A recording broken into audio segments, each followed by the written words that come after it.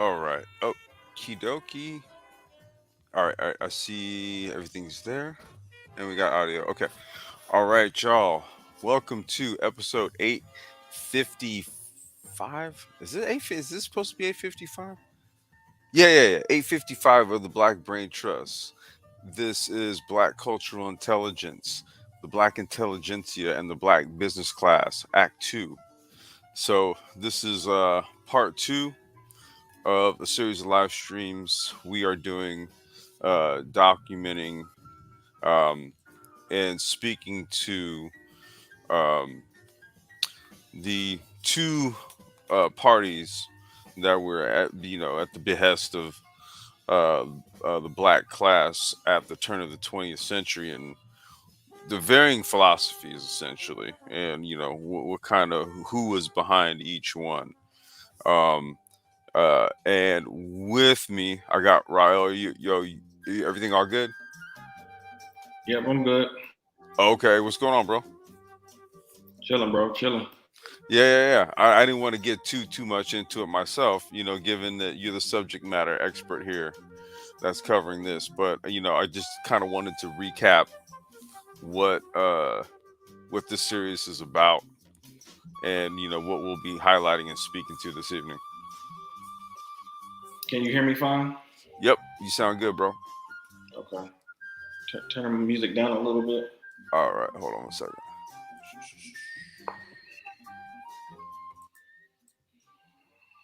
All right.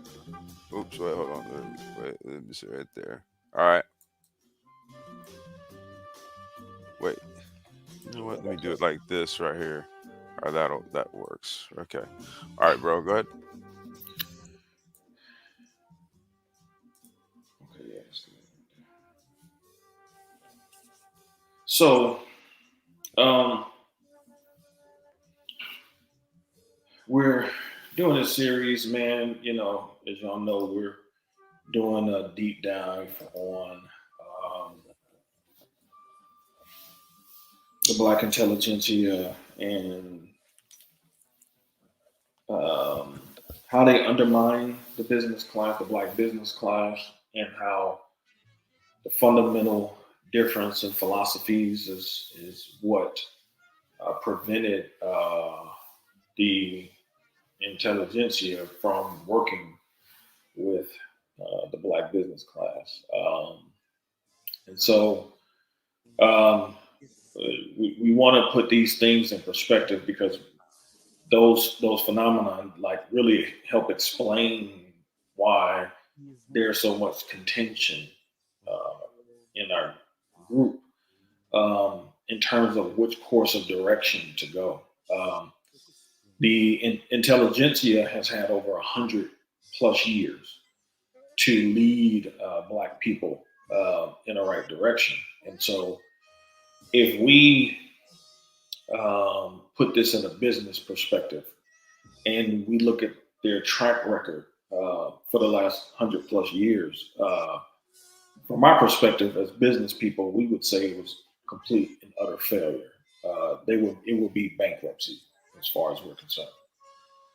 And so, um, but we need to try to understand why, the mindsets of some of these people, um, who was who supported what, so we can have much more clarity on why there is such a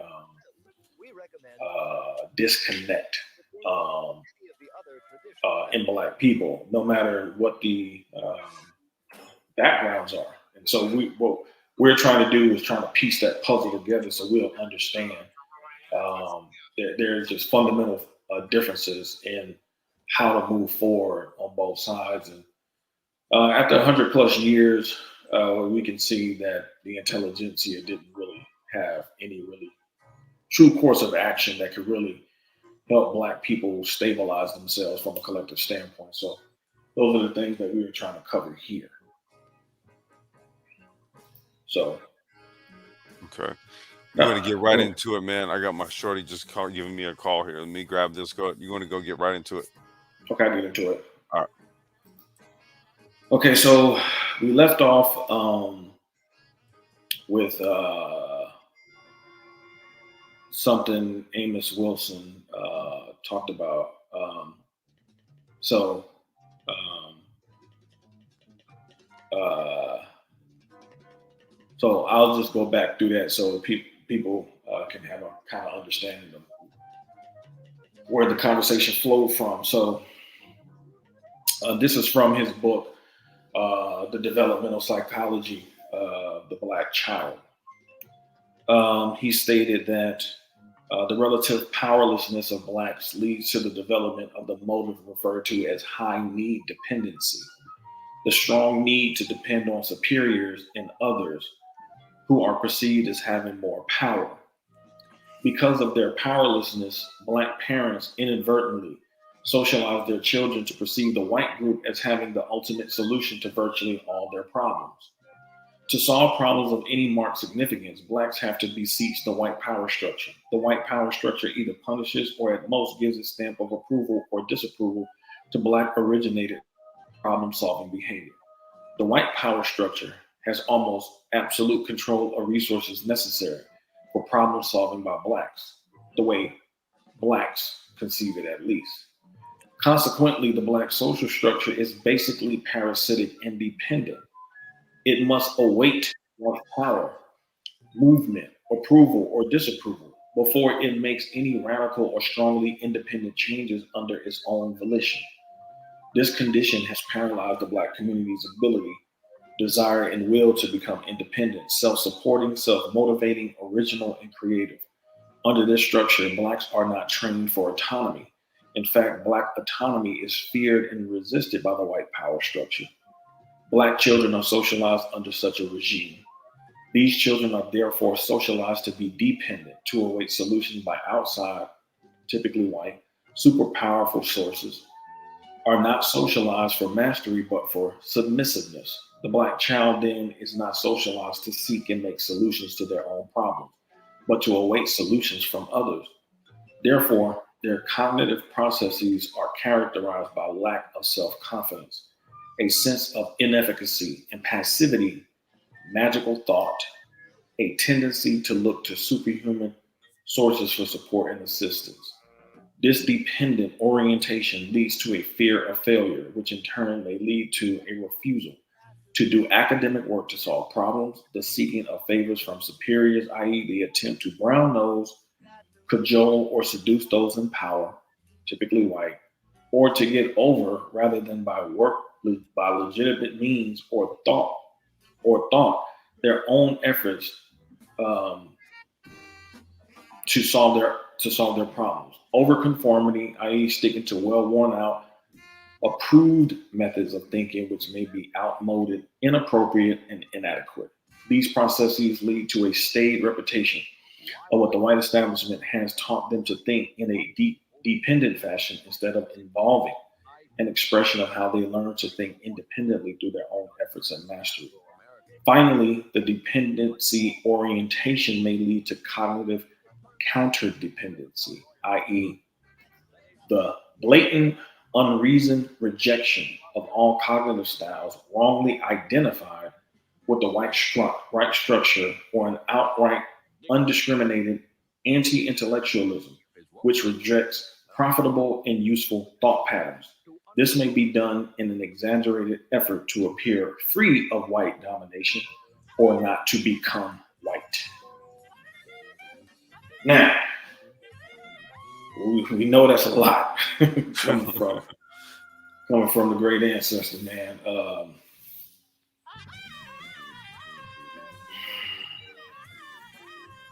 Dr. Amos Wilson.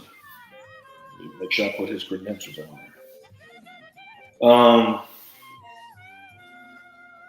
In typical form, Wilson gives a potent yet sobering assessment of the state of affairs regarding the lack. Hold on, y'all. Regarding the lack of intellectual development in Black America. What's tragic about this situation is that, in Wilson's view, this behavior This behavior is formed from the early stages of development for Black children. The, mo- the, the mother being the most important part of this puzzle, according to him. The lack of proper intellectual development in the early stages of development for Black children sets the stage uh, to subservient uh, to subservient level power dynamics, uh, um, in which Blacks are constantly looking to whites to solve their problems. We see this in the politics all the time. Right. We see older Black people engaging with white politicians and fawning over them as if these white people have the answers to what you need. Um, and this sends a message to younger Black children. And it was beautiful how Wilson was able to identify this because a lot of times this notion of conformity, because conformity has its place depending on the context, but just blind conformity out of fear or fear of you viewing yourself or your group as being inferior to another group, that's something that our generation, Generation X, hip hop generation, we outright rejected that. Like that's Right. just something that we just would not stand for. We just wouldn't do it. Yeah. And so this is what Amos Wilson is trying to get at. He's saying that the way that Black adults capitulate to whites um, is something that um, underdevelops Black children and also helps sets the stage for their lack of confidence within themselves. Because the people that they're supposed to look up to kind of go out there and fight on their behalf don't fight on their behalf. They just capitulate and basically give in because they just view whites as superior. Um, um, from a political perspective, the fight between Blacks, whether they're Democrat or Republican, um, when it doesn't matter which party you choose, both sides are predominantly white. Many times, ideology overshadows practicality. Instead of focusing on whether either side passes anything that either side can use for the benefit for either Black, um,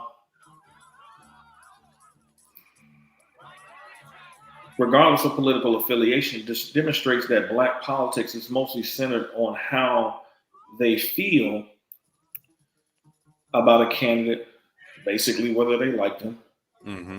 not on whether that, not on what that candidate can do for them,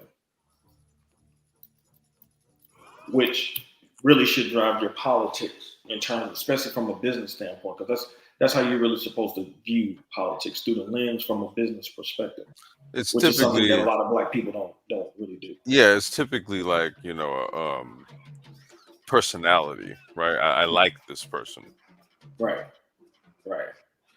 Um, this mindset leaves Blacks not willing to do serious business in the political game, even when Blacks have been a swing vote for years but have not used their leverage as a swing vote effectively to extract more from whoever politician they vote for. In other words, an act like voting is a reactionary event. Blacks go to polls with the mindset of voting for who they like instead of who best serves their interests best. Um,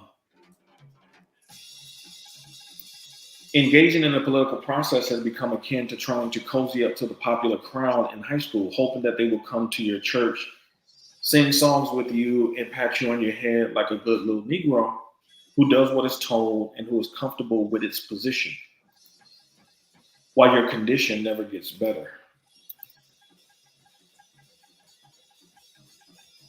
Um, have you ever asked this question, Black people? What do Blacks do in the 2 to 4 or 6 years, depending on what kind of political race is being fought for, when there is no election? What kind of businesses do blacks around you try to start? What kinds of grants, whether they be at the foundation level or public level, are applied for by those blacks around you to help solve problems in your communities? Since blacks can always identify problems, but have a hard time coming with solutions to solving problems. How many blacks around you are vying for local political office positions to force change in their area? How many blacks around you are going to town hall meetings to voice their displeasure at public policy being implemented in their locales?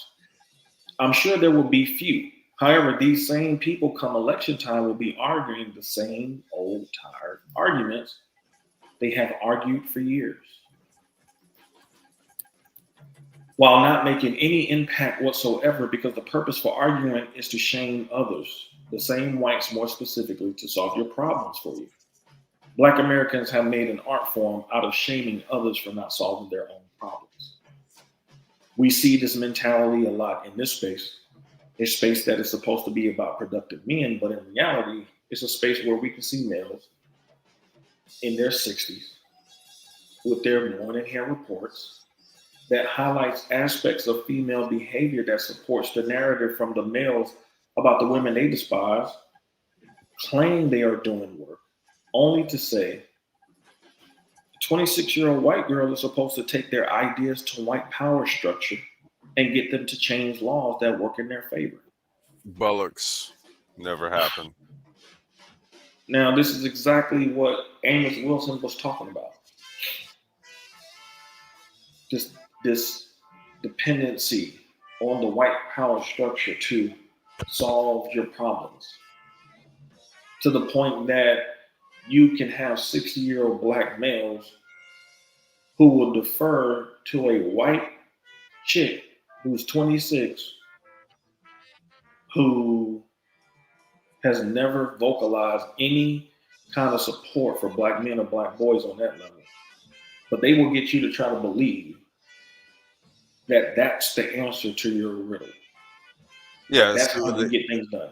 I guess there's some sort of alignment with agendas. There's some adjacency somewhere, Right, right? So you what do you ride the wave, so to speak? right. Yeah, a Uh, bunch of and bullshit. and oddly enough, for people from this space especially, people were really surprised that there was so much pushback against this buffoonish notion, because that's what it was. It was such a buffoonish notion to believe that that's how you get things done. And so this highlights what Amos Wilson was talking about. Um, go on. Um, Wilson truly is spot on in his assessment of the lack of intellectual development in Black America as a collective. In general, there really is no difference in a Black child's worldview and a 60-year-old's worldview. They both look to whites as a representation for problem solving, not seeing themselves as having the ability to solve their own problems. Wilson's assessment regarding the willingness to reject ideas that, if implemented, could bring positive results for fear of appearing white is, I believe, one of the most powerful tools whites have in believing they're superior over blacks, because of this need to keep it real, so to speak. Albeit dysfunctional, because along the way, self mastery has become a white thing instead of being a part of our cultural value system, which we later see used to be an integral part of our ethos. We need to really look at this as your cultural value is a system. It's a system of consciousness. So if your cultural value system rejects mastery, then you're not going to be a group of people that are able to get things done consistently, because that's what's required. Nobody wants anybody to build a house for them who hasn't mastered the ability to set the foundation. It's the first step. You want mastery. And this is what Wilson is trying to get across in this book, which I think is just really, really one of his most unheralded pieces because he really starts it at the foundational level. He shows why there's such a lackluster performance from blacks as adults because it's set in motion from the time you're a child, and it just becomes codified as law over time. Yeah. That even when blacks who have accomplished great things try to get you to wake up out of your doldrums, you push back against it because you're looking at a black person as not being somebody who represents mastery. You think only white people represent mastery. And you think that only white people's ideas that come from white people can solve your problem. When the reality of the situation is, when you look at your your history, many of the solutions that white people use came from your own people. Mm-hmm. That's the irony. You're rejecting your own who come with solutions, thinking that only white solutions can solve your issues, when a lot of white people were able to solve their issues using black solutions. Ironically enough. Wilson continues in his section, Achievement, Motivation, and the Black Child's Academic Performance in Integrated Schools. Very interesting part of this piece. He says in the following 12 years after the 1954 decision, Johns Hopkins University sociologist James Coleman was commissioned by the U.S. Office of Education to conduct a survey concerning educational opportunities for all races at various levels of the educational establishment in the U.S. The Coleman report concluded the following. One, as compared to white students, black students performed poorly. This was found to be true for all areas in grade level study. Now, this is really telling because part of the reasoning used for integration was it would help black students perform better in school. Um, Perform better in what way, right? you know, which is a ruse because if we look at some of the data, uh, actually the Federal Reserve did a study on the Rosenwald schools that Julius Rosenwald built on behalf of black students in a concert with Booker T. Washington, showed that when black students were in these schools, they performed much better in these particular schools before integration.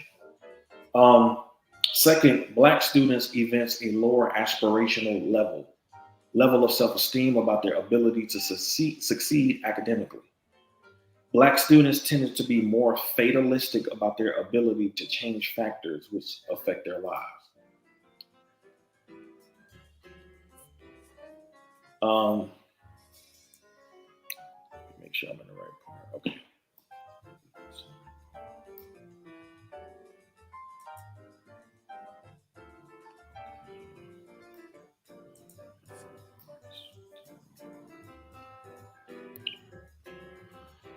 Okay. So, 4. When compared to his white counterpart in terms of academic performance, the black students lagged almost as far behind the white student in the first year of school as they did in later school years. So basically saying when black students first integrated, there really was no significant change in their performance as opposed to the later years after the first parts of integration.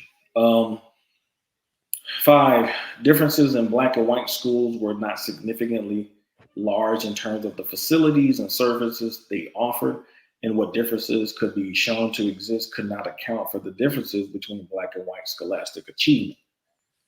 6, that schools bring little to bear on a child's achievement that is independent of his background and general social context. And this very fact of an independent effect means that the inequalities imposed on children by their home, neighborhood, and peer environment are carried along to become the inequalities of their adult life. Now, this is a very powerful part right here. Because what this is saying is that your home environment, the friends you choose, the environment in which you grow in plays the most significant part of how you view scholastic achievement as a child. Hmm. Okay, and so for all the people that we have in Black America that's always constantly talking about poor education, poor education, poor education. What they're not acknowledging is that it's not necessarily that you're getting a poor education. It's that your view towards education is poor. Yeah, say that again. You're viewing education and scholastic achievement and good grades as a white people thing. So if you have that view towards education, what are you going to do as a child? You're going to underperform because you don't see the value in getting A's and B's. And the environment is not conducive to you doing that. I was Your gonna say parent, it's your parent, almost as if we have a cool factor in right, underperforming, right? right. You, your parent, don't go to PTA meetings. You're skipping school. You're not on task. You know, this is, and this is not solely the child's fault. So we're not here putting the onus on the child. This is the cultural frame of reference for Well, the they get it adults from that's around somewhere, that right? child. I'm gonna say they get it from somewhere, They're getting it from their environment, from the adults right? around them. They're getting it from their own, playmates. But most importantly, the home environment, their family, is what sets the stage for that. You know, and so, um, we really, it's not a coincidence, man, that we have Black boys reading at such abysmal levels because this stuff is starting at home. I've watched and read things dealing with Black teachers. I've seen so many Black teachers who quit the profession of teaching because they got tired of dealing with Black children, and it hurt their hearts too, Hmm. to see Black children just fail abysmally in school and show no sense of placing any importance on performing well in school. And so You that got that yeah, makes the process even more uh, untenable because now if you're dealing with Black boys who are constantly being taught by white females specifically who don't really know how to engage with Black boys. Now they're getting a different style of education. As before integration, when Black children went to school and had Black teachers, they had much more an affinity for the performing well because your teacher might know your mother, your teacher might hmm know your father, your teacher might know your family.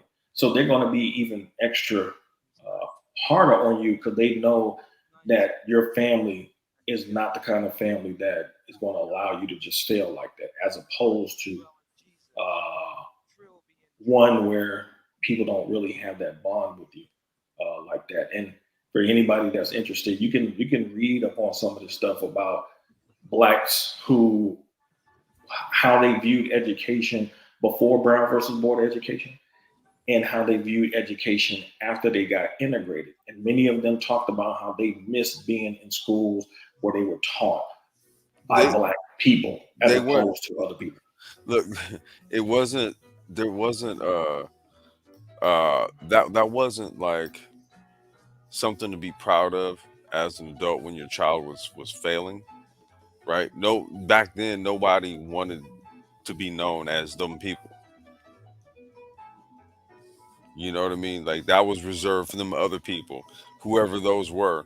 And Right. you know, most people didn't want to be them people. If y'all catch my drift. Exactly. Exactly. Um, Seven, within each racial group, the strong relations of family, economic, and educational background to achievement does not diminish over the period of school, and even may increase over the elementary years. Most of the variation in student achievement lies within the same school, very little of it between schools. Coleman's emphasis. The implication of these last two results is clear. Family background differences account for much more variation in achievement than do school differences. In another place, Coleman stated,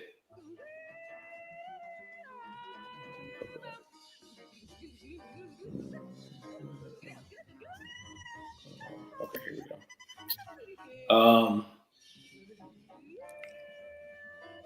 This is getting too far ahead of me.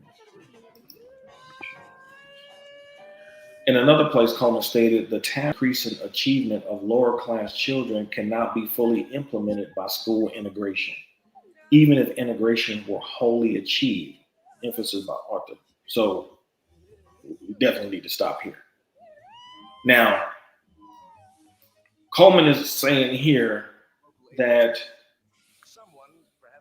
the, the correlation between Black student achievement and integration has been one of the most flawed notions that has ever been created in this country. I don't know who came up with that BS, but it's silly, and I'm gonna tell you why. What integration in the schools signified was that Black students, in order for them to perform well in school, needed to be around white kids. Does that really make any sense to any of y'all? That makes absolutely no sense. So, white kids are going to influence Black children more in terms of taking their education seriously than their own parents and family. That's nonsense. I had an aunt who was an educator for over 30 years. She always had us in some educational stuff, watching PBS and doing different things at home like to stimulate our brain. Like she was all about that. That came from home. That came from my family. My mother was a avid reader, always had me at books. So this notion that Black children are going to do better because white kids are in the school with them is is one of the most demeaning things you can attribute to Black people, because you're basically saying that Black adults during this time did not take education seriously, which is false. It's an improper correlation. It doesn't even make any sense. Black kid go to school with white kids, oh, they're going to do well. Black kids in school with other Black kids in environments where they have much more of a connection with the teachers than they do with white teachers, they're going to do more. They're going to do poorly. That don't even make sense. It doesn't even make any sense. But this is what this is saying, and Coleman is saying like, um, even if you have full integration, whatever that means, you're still not addressing that issue in terms of dealing with it from a lower class perspective. Like you're not addressing it.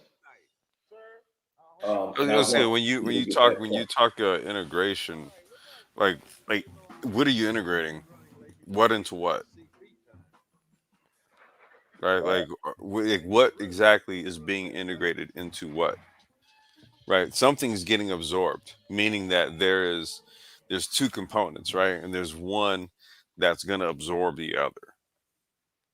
Right? I don't know if there's like like a equal melding, so to speak, when it came to this integration thing. I'm not really sure where you can kind of point to where that's where any examples where that actually has been the case. I think integration had more to do with just absorbing black intellect and black talent into, this burgeoning corporate, you know this behemoth of a corporate infrastructure, right? That became the United States system of capitalism. So it's harnessing all of the talents for that. That's kind of where I saw the role of integration. Yeah, I just thought that was just Hmm. beyond the pale. Like, you know, um, what's something next?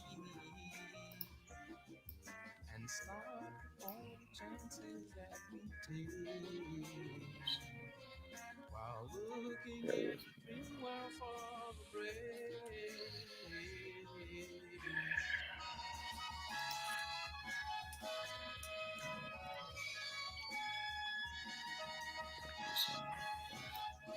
Oh shoot, I see we got Admiral Smoke in the house.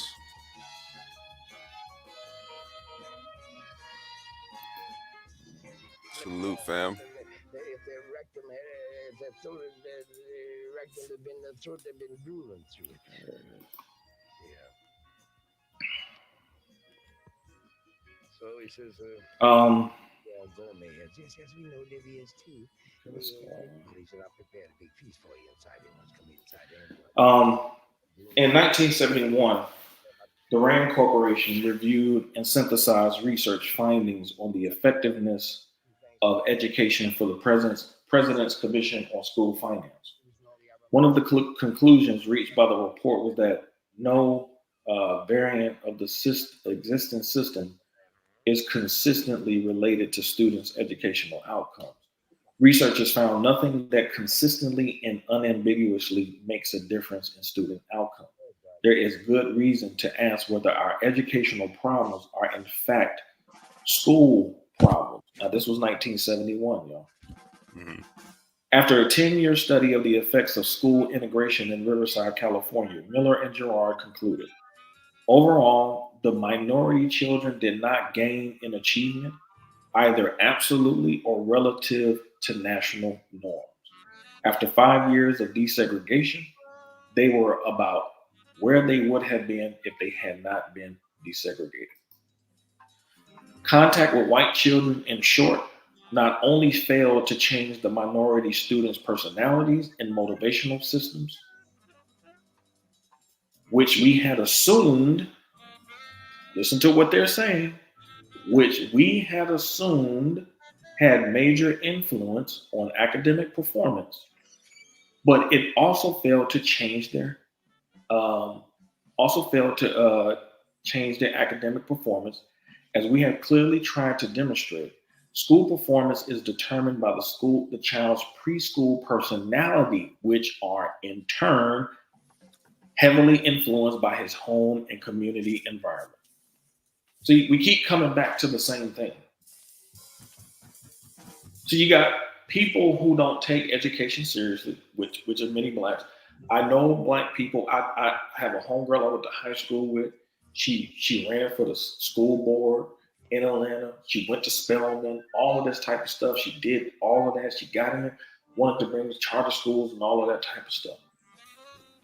And she just lamented to me, some years ago, how the mothers that she were coming across that just did not take their children's education seriously at all. And this is a black woman talking about mostly lower class black females with children.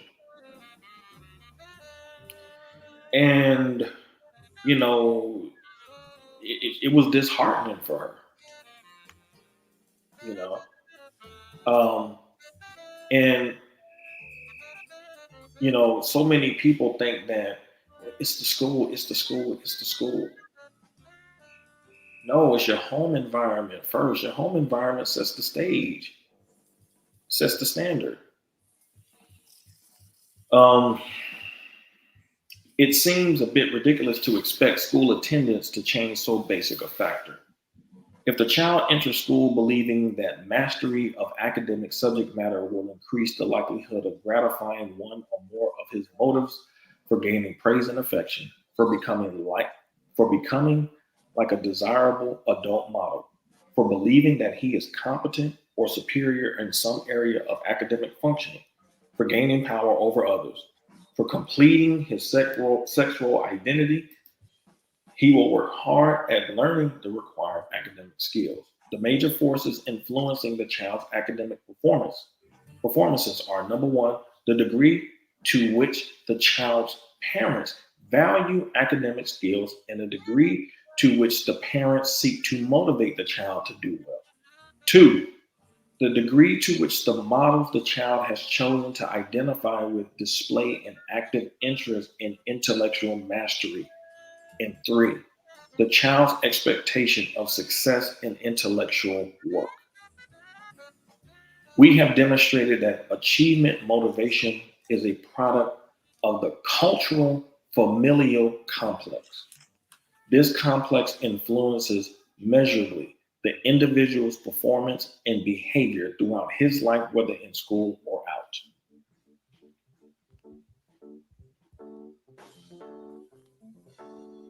Wilson is dropping some serious jewels here, man. Hmm. Y'all might want to get familiar with the guy, Amos Wilson. Okay? He was pro-black, he was a businessman, and he was a Pan-Africanist, and he was a psychologist.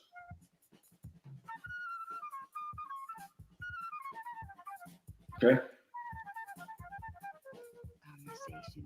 He said What year did you go with Miles Davis?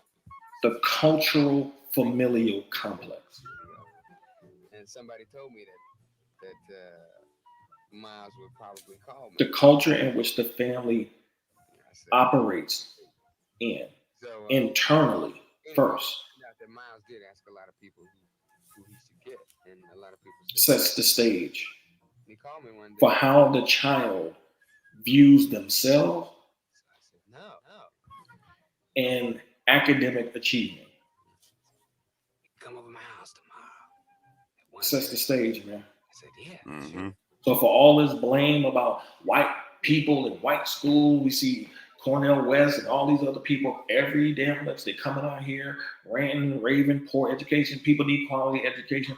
No, children need people at home to take scholastic achievement seriously What am I gonna do? Well, and set it as a cornerstone value in their cultural familial system. That's what they need them to do. Ain't no video games, ain't none of that stuff if you don't achieve this stuff over here first. Right. That's a privilege. So that's not white people, yo. It's not.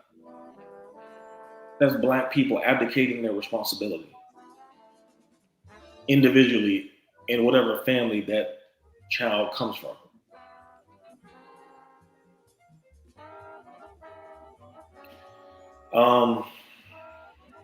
You got something you want to say? Go ahead, man. No, man. I'm riding right along with you on that. I came up in a home environment where it was very much, you know, like shit. Nothing below a B was tolerated. All right.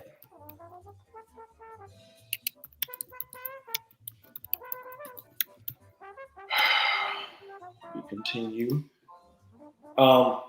From this section, Wilson highlights the psychological disposition of black children in relation to their white counterparts within the educational setting, which is mired in lack of confidence and low self-esteem.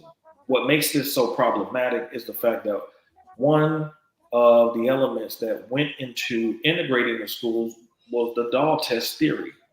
which proponents of integration use as evidence of Black children's feelings of inferiority. According to Wilson, whose book came out in 1978, 24 years after Brown v. Board of Education decision, Black children still felt inferior to white children, which is proof integration failed. The idea that Black children feel no agency to change their circumstances is one of the things that lead to apathy in them once they become adults. Another important aspect of what Wilson discusses is the fact that when we discuss low performance by Black children in school, a major point used to explain low performance is the lack alleged of equality in comparing predominantly Black schools to predominantly white schools regarding resource allocation. Wilson refutes this idea and states there aren't really any differences, and the small differences found do not explain away the low scholastic performance of Black children. Remember, the Brown v. Board of Education decision addressed discrepancies in funding, and now the Department of Education allocates billions of dollars to the public education system.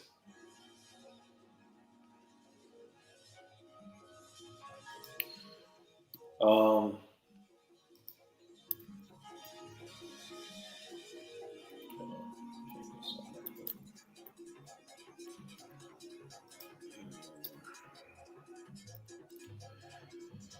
you can't have it both ways. You can't, on one hand, say integration was successful in terms of allowing Blacks to go to school with whites, movies, and restaurants, yet simultaneously say schools are failing Black children when Black children can go to schools that are predominantly white and have comparable resources at their disposal in predominantly Black schools.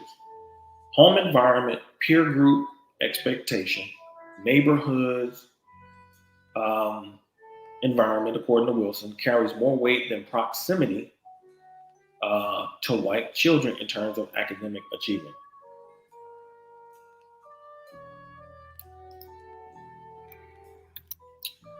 When you think about it, it truly is a faulty premise to say being around white people elevates the academic performance of Black students. In my view, integration did more to reinforce an inferiority complex within Blacks than help alleviate it. Wilson's analysis shows the contrast in academic achievement displays itself more when Black students attend schools with white students than when they attend predominantly Black schools. This blows a hole in the theory of integration and what it would do for Black students. It seems as if integration was a fool's errand. Um, in social reengineering, by positing the idea that Black academic excellence can only be achieved by being in proximity with white students, which is false. When the historical record will show, we will show this later. Education for free Blacks, going back to the 1700s, was a distinct class value that whites themselves didn't have. Associating academic achievement with whites, in my analysis, further set Black children's ability to be truly educated and not indoctrinated with a sense of inferiority that only good grades can be achieved under the supervision of white children, not Black parents. Integration did not and has not worked, no matter how much money has been thrown to the notion of education, because Black children's home environment and expectations are low in many households. The Rand Corporation study did not even comport with the theory of integration and its effect on education. Within 5 years of desegregation, Black children were languishing in schools with white children. Imagine going to Black schools where teachers knew your parents, grandparents, aunts and uncles, siblings, had relationships with them, and knew how important educating you was, then suddenly being yanked out of your predominantly Black school and being forced to be around white students who hated you. I don't think we really understand the psychic trauma The first wave of black students encouraged being forced to attend schools with white students. This policy echoes the sentiments of Wilson earlier regarding looking to whites to resolve black people's problems instead of resolving the problems themselves. Black children are no different than other children. They will respond to positive reinforcement with the same behaviors.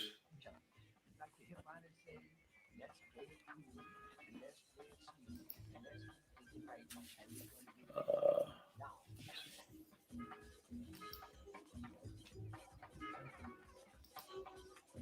with the same behaviors that any other students of any ethnicity uh, um, from other groups will. We really do need to really take um, have a sense of self-reflection on these policies that we have pushed for in the past that were presented to black people as being the resolution to a lot of the things that we were experiencing socially. Because you know what they say, history is littered with the bodies of good intentions. Yeah. Or they say the road to hell is paved with good intentions. So, um, I don't care how many commercials are passed and how many commercials of civil rights leaders, you know, with some nice background music as if they accomplished the task. Um, Mm. this is this is nothing short of a betrayal, because you use children to advance your interests. You use black children to fight, to be on the front lines of a battle that, had you aligned yourself with your business class, who showed a propensity to building institutions like schools, for example, we could be having a completely different conversation about black people from a collective standpoint. That work was interrupted. And had that work not been interrupted, man, who knows how far in advance we could have been at this point collectively, um, have people's personality conflicts been abated and put the actual group first instead of their own egos and desires. So, um, you got what to get to put in on it, man. Not much, man. I'm just going ahead. I'm just rocking with the narrative right now. I mean, this is all, you know, stuff that I've soaked up in, prior lectures and stuff that I've caught from Amos Wilson. He's very, very keen on education starting in the home from a psychologist standpoint. Let me use the bathroom right quick. Okay. So Go as ahead. Ryle steps, yeah, I was gonna say as Ryle steps away, y'all. Um, yeah, maybe some of the early sort of uh, leaders in Black thought that I came across, maybe say late in my high school years into my early adult years, was Amos Wilson. Kawanza Kunjufu was another, but yeah, Amos Wilson, and he spoke to these things at length. And we really do have to kind of look at what were the gains from uh and like I said, we had to really think about this word integration. Like, who integrated, what was integrated, you know what I mean? And us kind of looking at the effects of, you know subscribing to uh uh an idea that says, hey, well, look, we're not gonna educate ourselves natively, right? We're gonna going to get into this big social soup, this big pot, so to speak, right? And what kind of came out of that? And what came out of that is that we lost a lot of our industrial craftiness in a lot of ways. You know, our kind of like our traditional ways of acquiring knowledge, you know, creating, building things. We kind of lost that. I mean, even when, you know, previous live streams that we covered, like the C.R. Patterson carriage company and stuff like that, where it was just sort of like, you know, today, if you tell, say, like the average young person about brothers like that who had businesses back in the 1800s like that, it's almost as if it would like go over their head. They like, what? And you know, like even with my daughter, you know, I've you know, showed her this type of stuff and things that we're covering in these live streams, and she's like, wait, they had those back then 100 years ago. Like, you know, as a 12-year-old, she's kind of just like, really, back then? I'm like, yeah, and we were doing it. And so that's a whole nother layer. um Especially with young people, they're forced to kind of rethink how they see things when they when you can point to and show them 100, 120 years ago, 130 years ago, even hell, even further back than that. This is what our people were doing. It really does get them to think about things. Are you back, Rob? I'm here. Okay, okay. I thought I heard you back. Okay. Yeah, I mean, context really matters too. And you and I both, being that, we in business, man, we can appreciate this. Going to the 50s and the 60s, what was something that was taking place in America that had a lot of white people in fear of black men? And I'm gonna, Is it? I'm gonna ask you because you played this sport in high school. Oh, you talking about like hooping? The Negro Leagues. Oh shit, baseball. Oh yeah.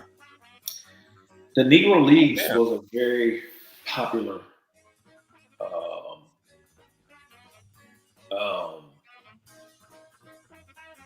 magnet for black people. And when they started to play the white boys, they would destroy them. And you also had the basketball. I forget what team that beat up. It was an all black team that beat this white team or something and just crushed them. And so integration on its face could look like it's a positive thing because it's like, oh, okay, white people were finally accepting you. But could it be that integration could have been used to undermine the Negro Leagues and other potential black sport uh, conglomerates from coming into existence to compete for those dollars? Because I mean, we can clearly see that the game of football and basketball without black men and with black men are two different sports, two different ones. Right. And I don't think there were people that was business minded thinking like that. Like, look, man, we can't. We need to try to bring them in and you know make this seem like they're included and there's inclusion because we always hear this word of inclusion. Um, but it seems to only be beneficial to one side. You know, so that's something to think about as well when you talk about integration. You know, because I'm not of the mindset that it was done out of the kindness of their hearts. Like to me, there was ultimately an agenda that was ultimately not going to be in our best interest.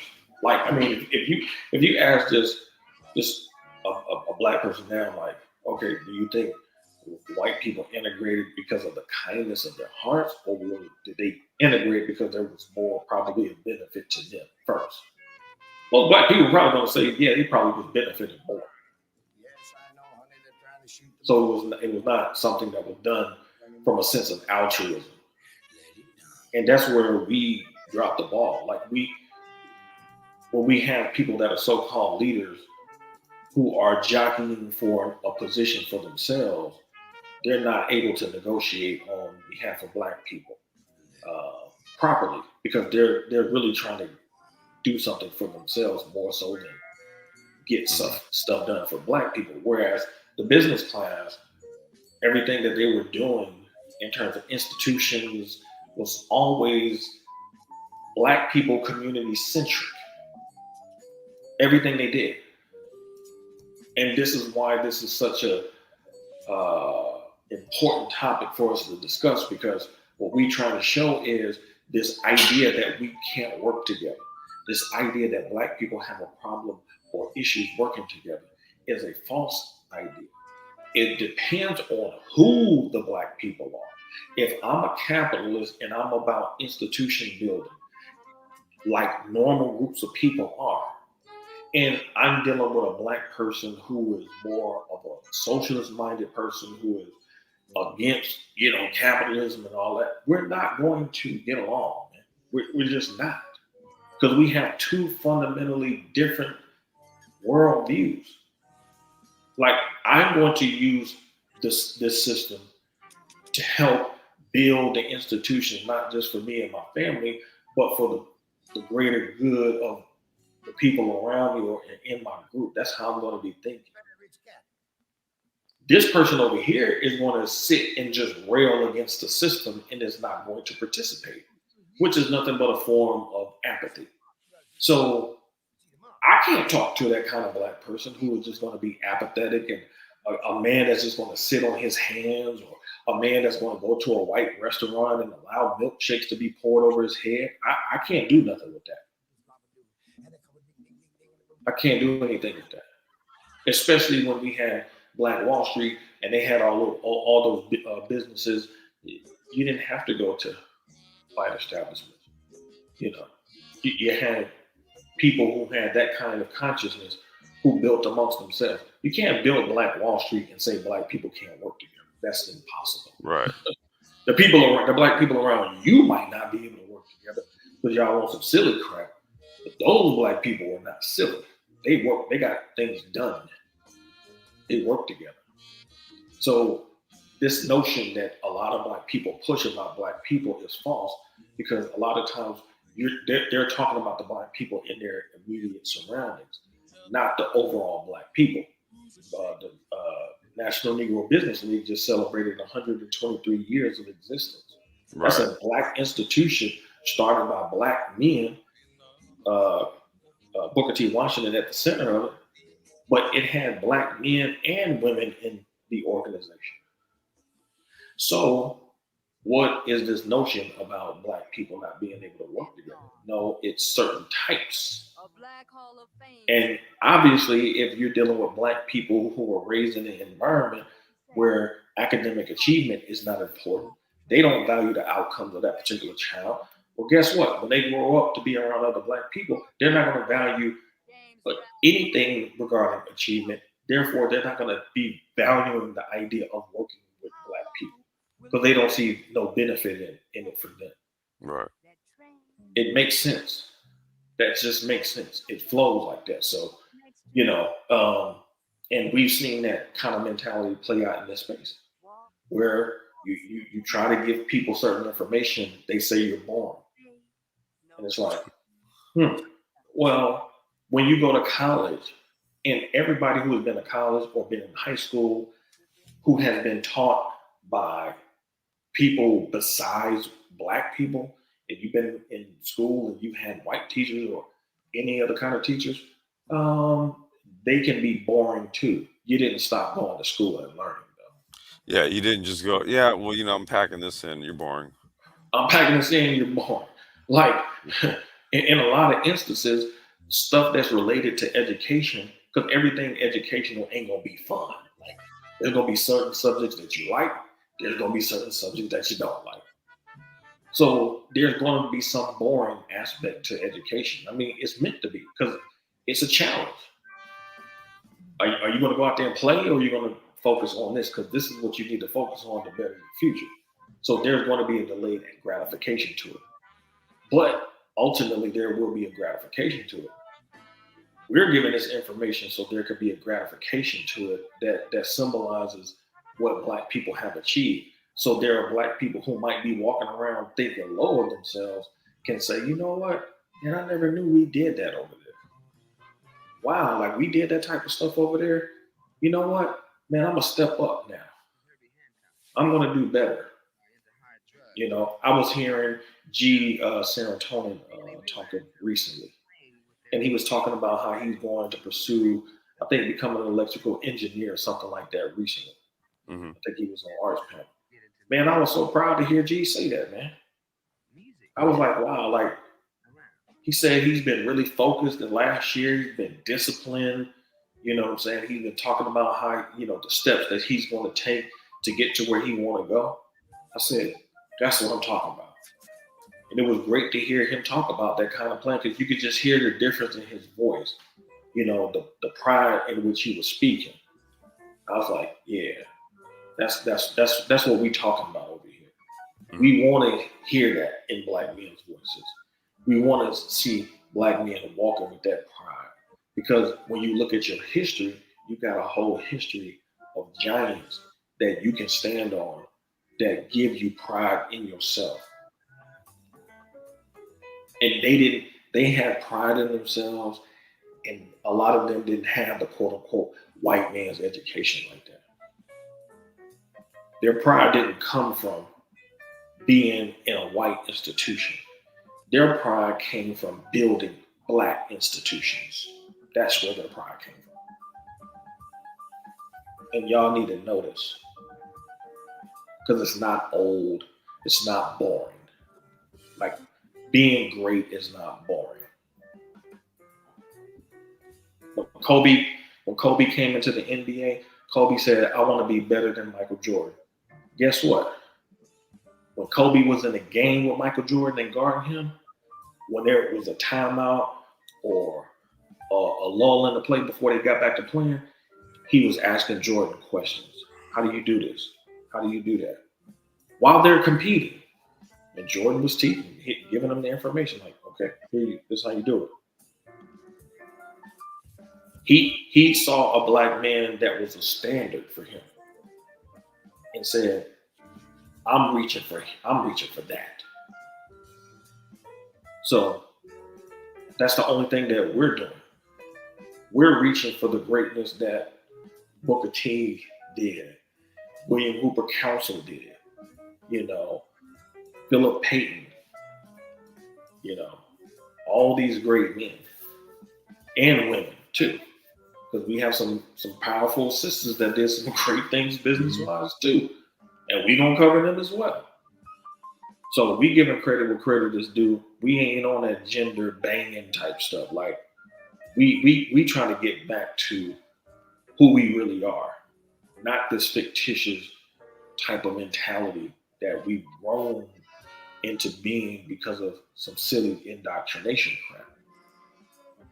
You know, Amy Wilson said that if your education doesn't help your culture, then it's useless. So I don't really give a damn about people's credentials. You need to be trying to contribute in some way, some shape or form, trying to help solidify some organization. If you don't build it, be a part of it. Something that institution that helps Black people in some kind of way. Join some nonprofit, form it, help bring some attention and try to bring some solutions to some issues like, you know, if you got time to gender bang, you got time to volunteer, Right. you know, because that's what this is really us doing. We're volunteering our time to give people information for free. Because we know a lot of Black people walking around with a lack of pride in themselves. That's why they're constantly out here doing silly shit for attention, you know. And we really don't really have time for that nonsense, honestly. We never had time for that nonsense. And if you ever grew up around mature black people, they never allowed you to have time for nonsense. So I'll take my great grandparents and what they represented over all the silly niggerish shit that's out here. I'll take that. And my great grandfather had a sixth grade education and became a master mason. He became a master mason, master carpenter. So that's the that's the lineage I come from. You know, Complex come from a strong lineage as well. You know what I'm saying? Sure. Pops, beast. You know what I'm saying? Yes, sir. You know, so we ain't, you know, we got to live up to some standards, man. You know, the problem is that a lot of black people don't have any standards to live up to. That's the issue. And when we say the things that we say based on the kind of families we come from, a lot of black people get offended. But you're offended because your family didn't they didn't see you in terms of having any value. So they didn't care about your grades. They didn't care about that type of stuff. Now you're an adult. Poor habits. You come out here, you playing around as adults, you know, online, trolling people and being silly. And it's like you got an opportunity to network with smart, intelligent black people who want to get things done and you sitting around playing. Right. Meanwhile, a lot of times there are people outside of your group listening to intelligent content like this, listening to some of the things that Mike V and Complex talk about, or Doc Phoenix talk about how to get in certain fields, and they take the information and they run with it. It's true. They take the information and run with it. While Cax is sitting here banging on females and talking about the next celebrity junk and all this goofy nonsense, getting left behind. And then for Cass to turn around and say, hey man, black men don't want to help each other. Like, who you talking about? You ain't talking about us. It takes work, man, to sit down and put these presentations together and dig in the archives and find the information to be able to try to say it so it can unlock the potential. You know what I'm saying? But we all got potential. Some people just let their potential stay dormant. I mean, potential is literally just that, dude. It's basically it's something that's stored. You know that something that it's nothing that's actually activated. It's potential. So unless it's put into motion, it's just that. It's just literally it's something you can look at and it's sitting there. You're like, wow, you know, that sure could do something if it was put into motion. So that it's like understanding what potential actually is. It's basically it's an action waiting to be acted, or it's a function waiting to be acted upon. Let me tell y'all how, because me and my fiance, she was connected with some Mormons. She kind of put me on to them, people she knew, a family. And let me tell you how they operate. You can be poor as a you could be a white guy, you could be poor. And if they give the approval of their daughter to marry you, you know what they do? They put money in your hand to start a business. Because they're like, well, if you're going to marry my daughter, we want her to have a comparable lifestyle in which we gave her. Okay? You cannot be lazy. They won't allow you to. And I don't think y'all really understand the value in men who have already traversed certain landscapes to where there are certain battles you don't even have to fight because we've already been there. So getting around people that can be, that can mentor you can really jumpstart you in a direction that you need to be in. One of the things that I appreciate about the brain trust is that because there are things that I'm lacking in. I'm not a tech guy. You know what I'm saying? But guess what? If I got some questions on some tech shit, I can say, yo, complex, yo, what's this on? How can I do this? Boom, boom, boom, boom. Or he can say, yo, let me connect you, talk to Mike V. Boom. It's a beautiful thing where you don't have to know everything. Because we Right. already do so much shit in the shit that we're on. Because no one man can know everything. I can lean on these cats and they can help. Like, yo, this is how you do this over here. No, go over here and get this right here. And you put that on that. Or you configure this. Oh, okay, cool. That's a beautiful thing. Because that's a lot of times we're coming to the table with some deficit, just like other men in other groups are coming with deficits. The difference is that those men typically are going to be humble enough to take the help.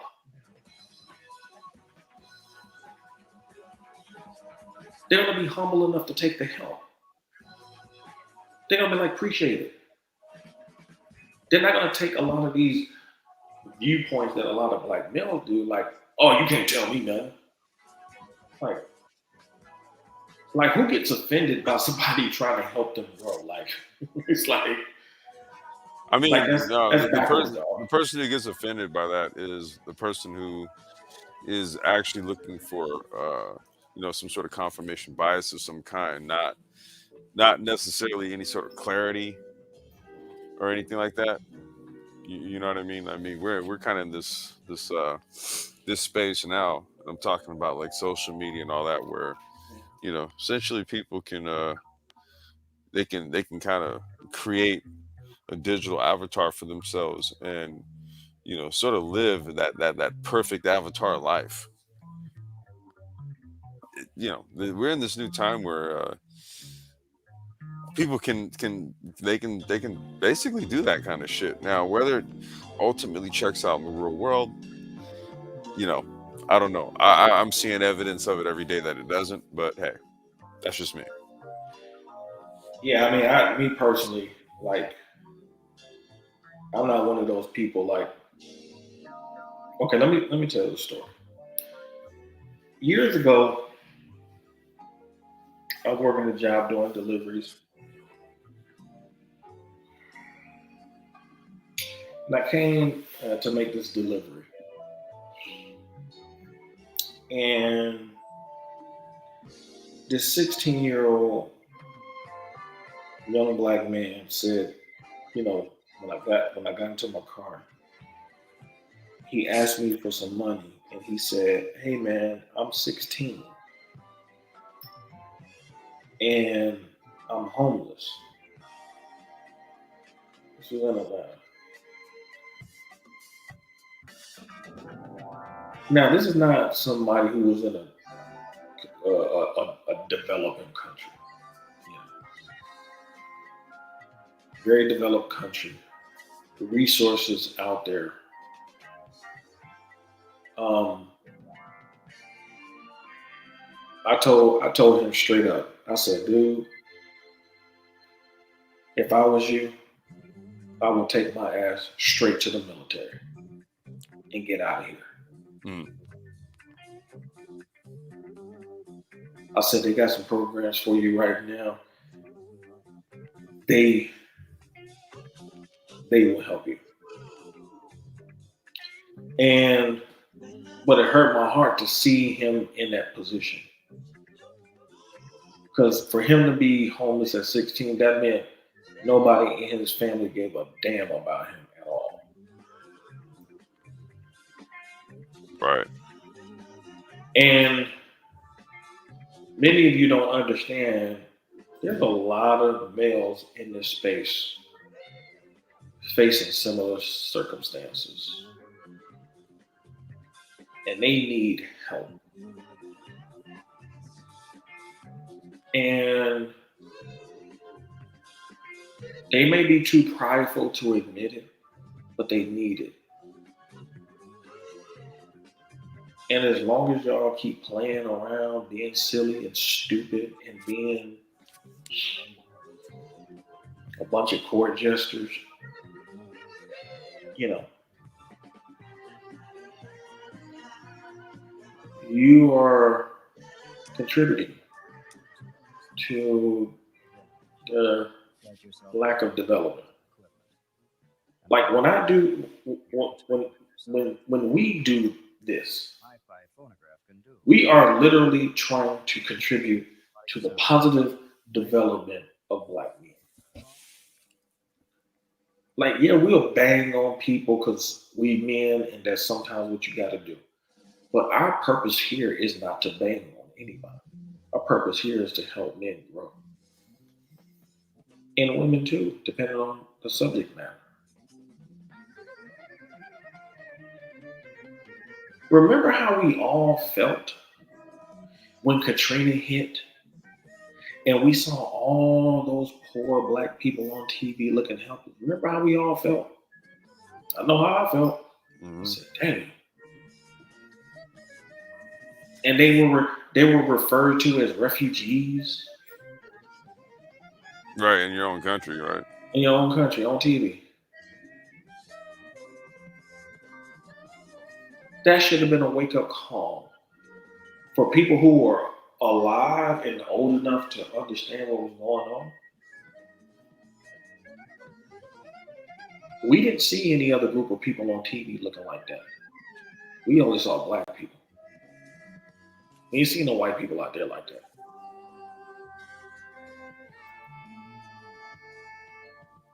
Helpless.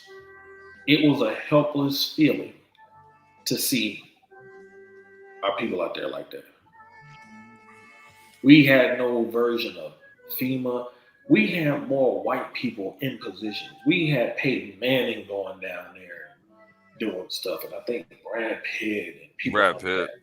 that. Yeah. Where was the black version of FEMA?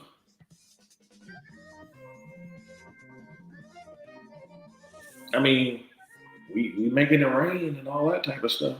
But when some real shit happened, can we send some bottled water or something? Right, and make sure to where it gets to where it needs to get to. Right. Yeah. I mean, seriously, like we too grown in these spaces not to prioritize life. Many people know that they got people in their family that's broke, busted, and disgusted. They failing at life. That's not what we want to see out here, man. Because we don't come from that. We have black people still building property together and wealth together in slavery. Because they was using. Do y'all understand how intelligent you have to be able to manipulate and use slavery to your advantage the way that certain black people did? Genius shit. I mean, this is y'all really need to stop bullshit, man. No, real talk, man. Cause I ain't here for that shit. Like the economy crashed. Katrina, the economy crashing in 2008. You know, the pandemic. I mean, those three events alone is enough. Like, I mean, at some point, motherfuckers need to wake up and be like, okay, we need to get our shit together because we need to be prepared for something. Well, I mean, I'll tell you like this, man. I had mentioned this prior, man. Like, that the pandemic was the first time I had ever been through some shit like that. You see, so I mean, if just just kind of having this awareness that things can change, or there are things that can happen on a global scale that can impact how things move going forward, Right. and that did happen a few years ago.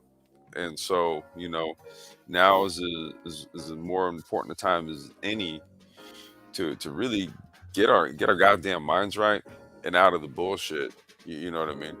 Hey, look, we're coming up on an hour and a half, man. I want to give my daughter a call back here before we close We out. good, man. You good? We could, yeah, because we got a whole lot more to cover, so we can Okay. cover it. So I mean, you want to go ahead and just give like some closing thoughts here, and I'm gonna give her a ring. She just called me here a minute ago, so I'm gonna give her a ring back. Yeah, we gonna keep giving y'all the information. We're gonna make y'all hate us, but we don't care. We're gonna keep giving you the information, We ain't gonna and make you. We ain't gonna make you do it. we gonna keep being boring over here, because boring is where the money is. So we're gonna keep giving you material that's boring, and the intelligent people are gonna take the boring information and do great things with it. That's it. And as far as my final thoughts on this one. Again, there's more exploration into this, man, because if you guys haven't checked it out, man, check out that Old World Automotive live stream. You know, we were very industrious, man. So you fast forward now, and you really just kind of see the sorry state we find ourselves in, given this technologically advanced time we're in. You know, it makes you wonder, man. If a little over 100 years ago, we actually, well, I don't want to say we, but there was a decision that was made to steer us into a different direction, and I think we need to get back on track in terms of the business class and being industrialists. Okay, that's not something that is discussed heavily, especially with regards to fourth industrialization. You'll hear people just glance on STEM, STEM, STEM, but that's just scratching the surface, right? That's just scratching the surface. So we got more on this, and we will be back for Act Three. In the meantime, hit the like button, subscribe if you haven't, and we will check you guys out. I think me in real life we're going to go live tomorrow. Yeah, I think we're scheduled tomorrow. So we'll check you guys out tomorrow. We'll be going live tomorrow sometime. All right, y'all. Peace out.